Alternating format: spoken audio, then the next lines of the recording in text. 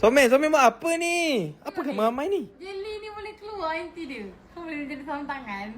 Saya kena tutup sebab kena sambung dengan dua orang ni. Sebab dalam dia, kalau kita makan nampak? Dalam dia ada inti. Inti dia inti lychee. Sedap doa-doa. Wow. Gami dia. Sedap lah. Dua boleh makan. Ni boleh makan. Ni pun boleh makan. Dengan Ya ke sedap? Kena kupas ke makan terus? makan terus.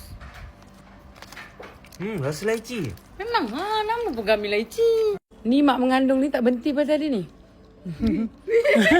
Padu tak? Sedap kan? Tangan aku. Yang ni buat eksperimen pula keluarkan inti dia. Cobaan untuk keluarkan inti. Ini dia punya luar. Oh, dia makan satu-satu pelik-pelik lah orang mengandung sekarang. Banyaknya habislah. Dia masuk 5 biji terus dalam mulut dia. Ini apa? Dekat mana?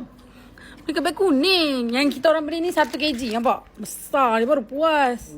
Saya nak satu lagi macam ni. Nampak ni? Kena sambung. Nampak semua beratur. Relax semua. Relax. Mana ni? Ni beli kat beg kuning ni. Ada yang bukan 1 kg. Ada banyak-banyak berat. Relax sikit. Beli tau? Satu lagi.